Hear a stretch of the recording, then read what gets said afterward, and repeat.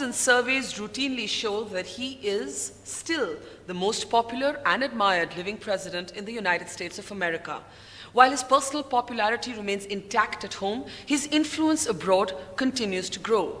President Bill Clinton has spent his post-presidency years building up the Clinton Foundation that is leaving its imprint all across the world, especially in the Asia-Pacific region, a region that his foundation has focused on, especially in areas of global health, climate change, economic inequity, and several development and humanitarian programs.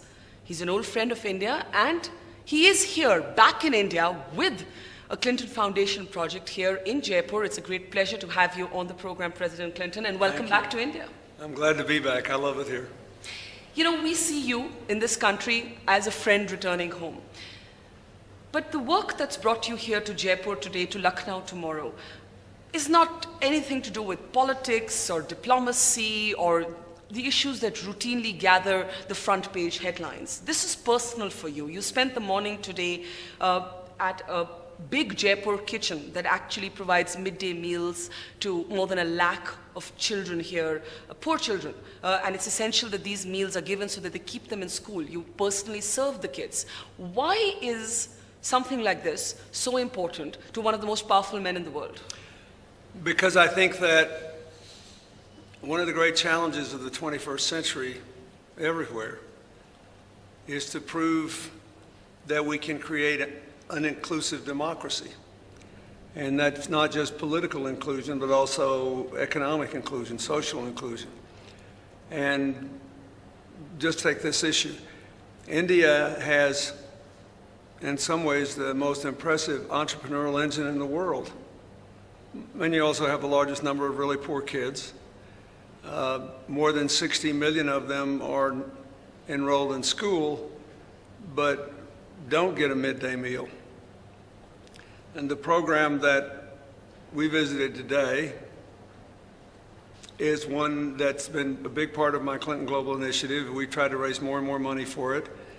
The extra funding was sparked by Desh Deshpande, who is an Indian American living in Massachusetts. And for only $30 a year, you can feed these children a nutritious meal under very hygienic circumstances to avoid any of the other problems that often happen with school feeding programs all over the world for low-income kids. It's important. I think these kinds of human programs are very often overlooked by the political system, and yet they have the greatest potential to do good if you can figure out how to do them faster, more efficiently, at lower cost. And so this program today does a great thing. The Indian government provides half the money, so the private sector and the NGO sector just has to come up with, in effect, $15 a year a student.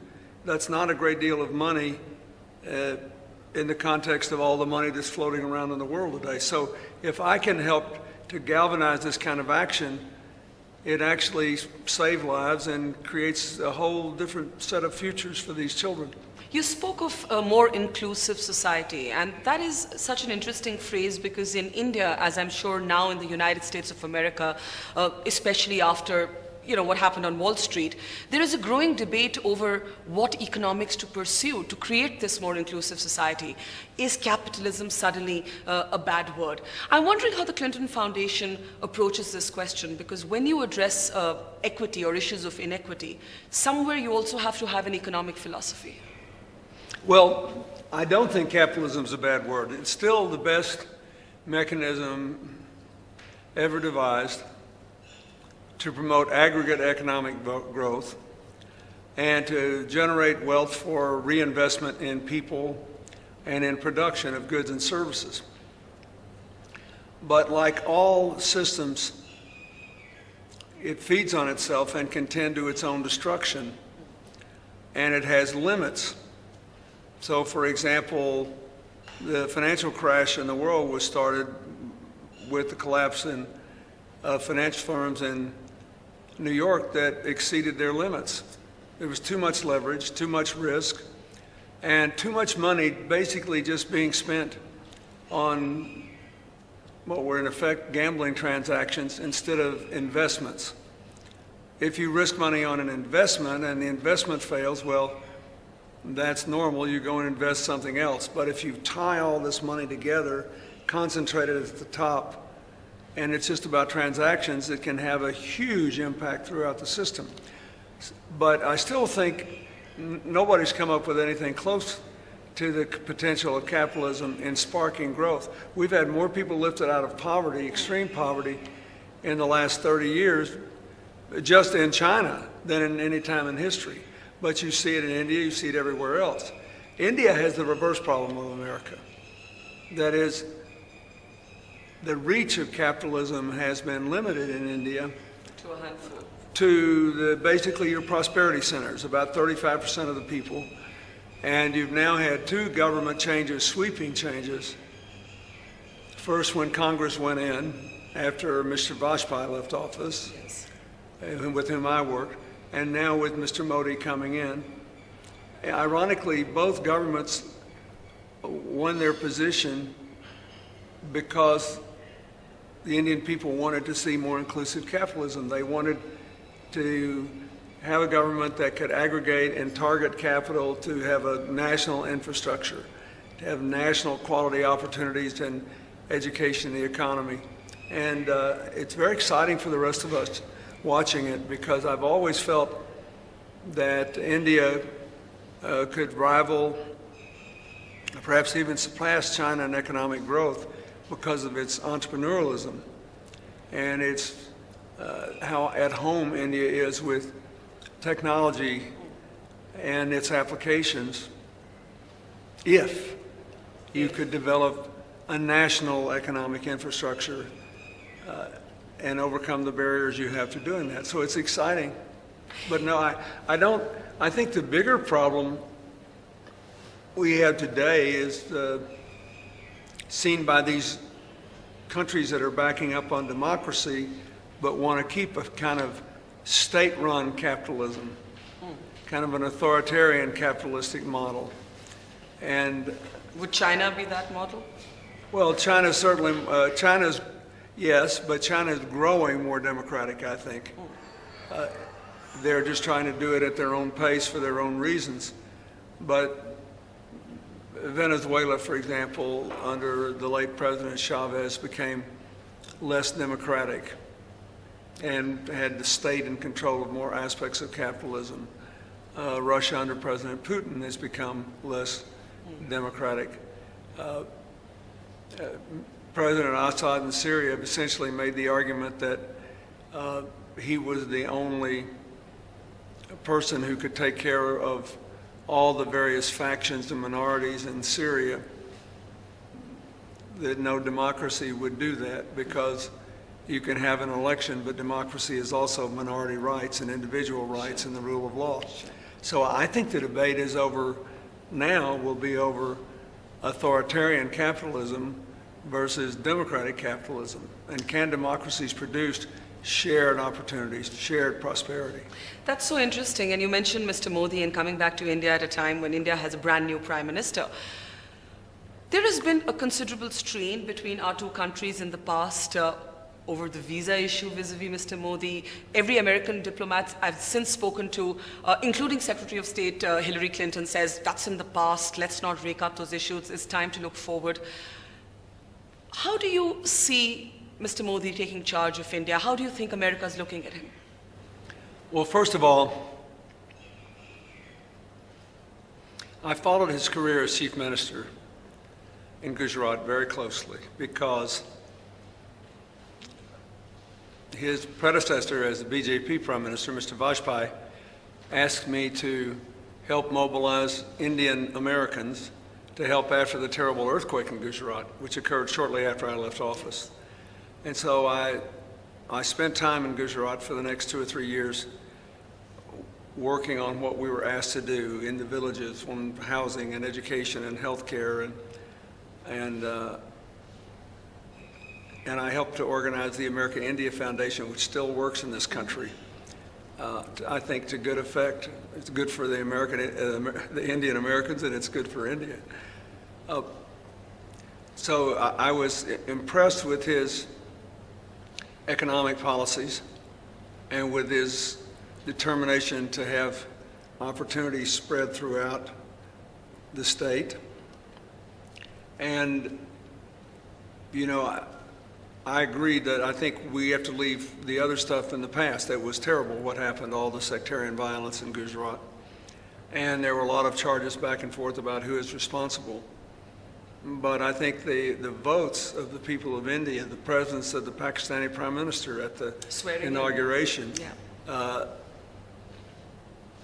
all that's evidence that everybody wants India to succeed. Everybody believes he has the potential to make a big difference based on his economic work as chief minister. And that's the way I feel. I think we're all excited. We want this to work. And I think the fact that he wanted Mr. Sharif at his inauguration may be a signal to Muslims who are Indians that he wants to govern for everybody. He's willing to take an open-minded view, be fair to everybody. And again, that's part of inclusive capitalism. You know, that in Myanmar, since we're in Asia, my foundation's also been asked to work there, and we're going to do it. And we're putting together an agriculture project now. We know about the Rohingya more than ever before and their bad treatment because Myanmar is opening up. Yeah. You know, we know more about the details, and I think it's important to condemn abuses that still occur.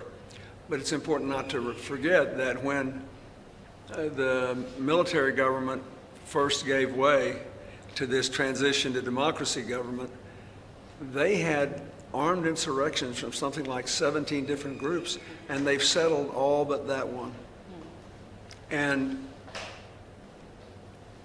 the thing that has been amazing to me about India, with the exceptions that we know about, including what happened in Gujarat, is that even in very poor areas, you've been able to preserve a more inclusive democracies in many places. When this financial crash occurred in 2008, one of the things I was really worried about everywhere was that people would grow frustrated at the time it takes to get over a financial crash. And the politics of negative identity would take over. Something democracies have to work against all the time. It is not just majority rule, it's minority rights and individual rights. So we'll see, but I'm hopeful. Do you think the United States should have engaged much earlier with Mr. Modi, that it left it too late? Most of the world had opened up communication channels even when he was chief minister. Do you think, looking back, it was a mistake for America to not have done the same? Well, that was a policy that ran through two different administrations, and it's over. Everybody wants you to succeed now. And I think we should all be just looking, not interfering, pulling for India, and trying to be helpful where we can. Let's turn the focus a little bit to the region. And I want to come back towards the end and talk a little bit about the foundation work. But since you mentioned Vajpayee and Nawaz Sharif, I just wanted to point out to you a kind of historical irony. This is that month, 15 years ago, when this month, the 4th of July, yes, I spent my Independence Day with the Pakistani government. That is right. Nawaz Sharif, then Prime Minister, Nawaz Sharif, today Prime Minister. 15 years later, the Kargil War is being the end of the Kargil War is being commemorated here in India. You have since said in interviews, in conversations with Taylor Branch, that conversation with Nawaz Sharif on the 4th of July 1999 was the most ferocious encounter you've had with any politician, bar none. That's what we've read. You know, India remembers that time. You persuaded or you prevailed on Pakistan to withdraw its troops from Kargil. What do you remember about that conversation? Well, he wanted to come to Washington, and we didn't have any choice about what the day was. It was an emergency. And I desperately wanted Pakistan and India to have a better relationship. And you have two nuclear powers sharing the same piece of land. with enormous potential. Their diaspora is doing well around the world. America has about 180 different racial and ethnic groups. And in every survey for the last 25 years, Indians and Pakistanis have both ranked in the top 10 in per capita education and income.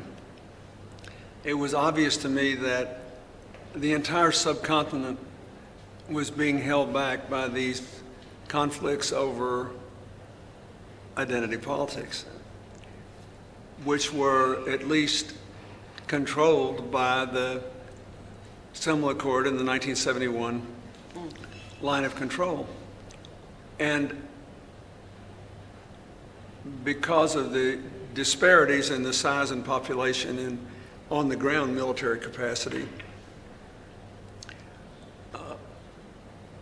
and because of the historical record, what happened in the way Kashmir and Jammu were divided, the Pakistanis, who were very close allies of ours all during the Cold War, always wanted America to intervene. And I kept trying to explain to the then Prime Minister, now President of Pakistan, that America can't intervene for peace. America has to be invited to try to broker peace. It's what I did in Ireland, what I did in Bosnia, what I tried for 8 years to do in the Middle East. Both sides have to want you. You don't just show up and tell them you're going to do it.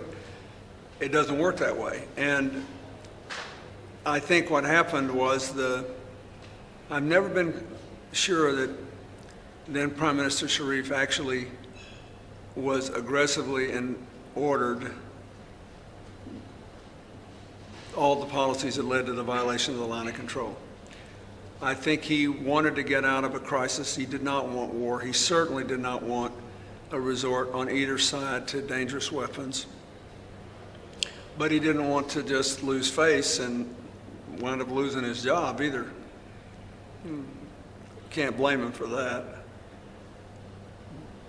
I knew that any chance I ever would have to use the newfound warmth of our relationship with India, something we recovered that had been drifting away since the 1960s, any chance I had depended on the Indians and the Pakistanis trusting the United States to be fair and to try to work something out that would be in both countries' interest. Using a crisis to intervene was a guaranteed loser. I wasn't about to do it. It couldn't be done. So I spent my 4th of July trying to talk him into removing the Pakistani forces back across the line of control. I thought that was the only chance we had to make progress, and it was very difficult. But the stakes were high, and in the end, I give credit to him. If he had played short-term politics, defying me and going home, would have probably made him wildly popular in the moment in Pakistan. Yeah, and it was a crisis that you made a successful intervention in. It was able to de-escalate the crisis. There's another crisis in the world today that some would say needs the intervention of somebody like you, and that's what's happening between Israel and the Palestinian people today. And I have to ask you, and I know the world, not just India, is interested in what you have to say on this. 200 people dead on the Palestinian side in Gaza, almost 80% of them children and women. One Israeli dead by comparison. Yet the statement we've seen from the White House, many people believe continues to be partial to the Israeli perspective. Where do you come in on this? How can this crisis be resolved? Do you believe Israel has been fair? Well, first of all,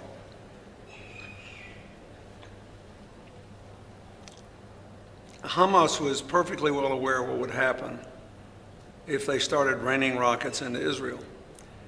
They fired 1,000 of them. And they have a strategy designed to force Israel to kill their own civilians so that the rest of the world will condemn them. Now, I believe that Prime Minister Netanyahu could and should make a comprehensive peace agreement with the Palestinians. I believe if he did it and He did it with either President Abbas or with this coalition in return for Hamas's renunciation of terror and recognition of Israel's right to exist. I believe 60% of the people of Israel would support it. So what's holding him up? Well, his coalition wouldn't support it, so he'd have to go to a national unity government to pass it. But I think that you would find that more than 60% of the Israelis support trying to defend themselves if they get 1,000 rockets shot at them. Now, they have a defense system against such missile attacks, the so-called Iron Dome, and they haven't died in great numbers yet, although they certainly could have. It's a miracle to me that they fired 1,000 rockets in there and more people weren't killed. So they know when Hamas attacks them that Hamas has set up a situation in which politically it can't lose, because they can say, well, if I attack them back, they always hide behind civilians and I'll kill civilians. And if I don't, we'll look like fools letting somebody shoot 1,000 rockets at us and not responding. What this proves is that there ought to be serious peace talks, serious ones. And I think the whole existence of this national unity government between the Fatah government on the West Bank and Hamas is the direct result of the lack of progress. Do you blame Prime Minister Netanyahu, at least partially, for not moving fast enough on the possibility of peace? I think they are partly responsible, but I also think, for example, when Hillary was Secretary of State, she helped secure an agreement, the only time Israel ever agreed to free settlements as a part of talks. They never had before. So they agreed to a 9-month freeze, and during that whole period, the Palestinians didn't want to talk to them. Then 3 weeks before the freeze expires, they say, okay, give us another 9 months and we'll talk to you. That was a big mistake. So there are mistakes on both sides. But the main thing is they share this little piece of land and this big stretch of history. They know each other so well. They know how many children they have. They know how many grandchildren they have. They know what those grandchildren are doing. I mean, it's ridiculous. If you talk to them in private, you would swear they were all at a big family reunion. And they're either going to share the future on positive terms or share the future on negative terms. And that's the larger truth here. And they have to figure out what it is. Over the long run, it's not good for Israel to keep isolating itself from world opinion because of the absence of a viable peace process. But in the short and medium term, Hamas can inflict terrible public relations damage on Israel by forcing it to kill Palestinian civilians to counter Hamas. But it's a crass strategy that takes all of our eyes off the real objective, which is a peace that gets Israel security and recognition, and a peace that gets the Palestinians their state. A couple of years ago, John McCain suggested that you would be the ideal person to be a Middle East peace envoy. Do you see that as a role you would take on, would want to take on, could take on? I called Senator McCain and accused him of trying to get me in trouble. But seriously. He's friends. We're old friends, and even when we fight, Hillary and I are good friends with John McCain. But I think, again, that's not, first, it won't happen. And secondly, it probably shouldn't. You can't recreate the conditions that existed when I put together a proposal that Israel accepted and that Arafat didn't accept. But I do think it's worth remembering that at some point after the late Prime Minister Sharon became Prime Minister, at some point after that, Arafat said he would accept it, and we needed to fill in the blanks. Then, after that, when Mr. Abbas became the president of the Palestinians, he said that he would accept it. And by then, the internal politics of Israel had changed quite a bit.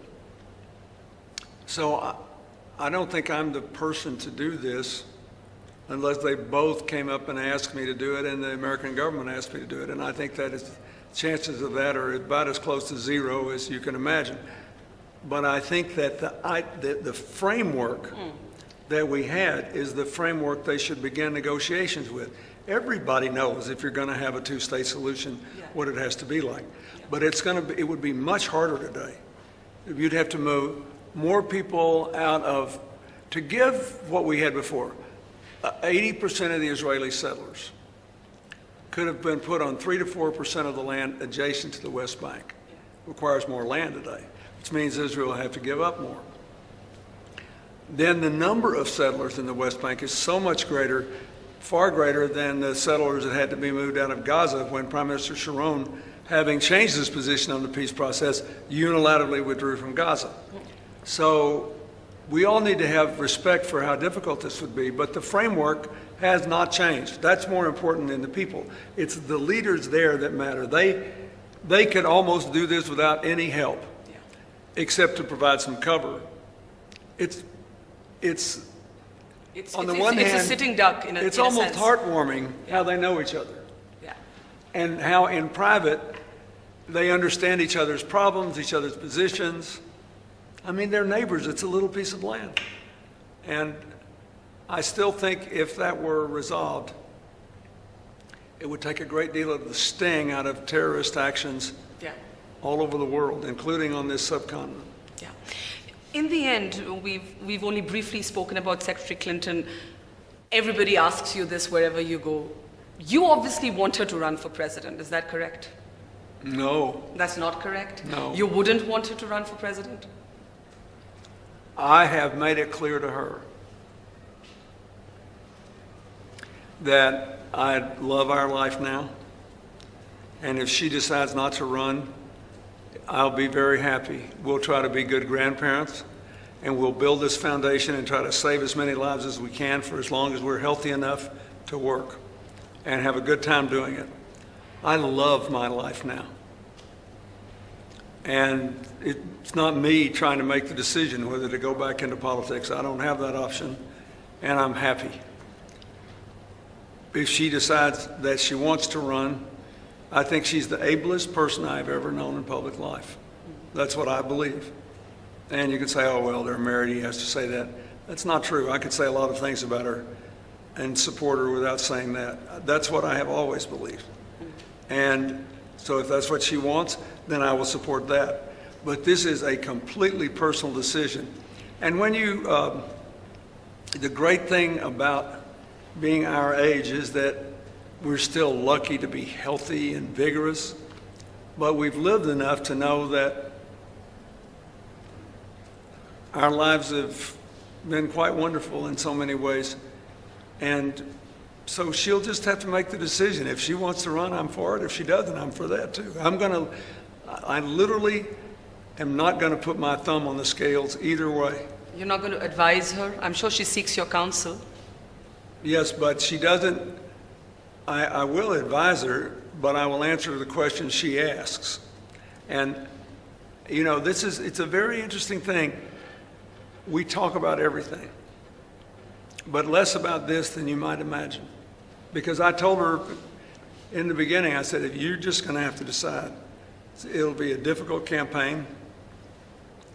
Everybody will, you know, do what they can to make it difficult. And it should be difficult to be the leader of a country. It should be hard.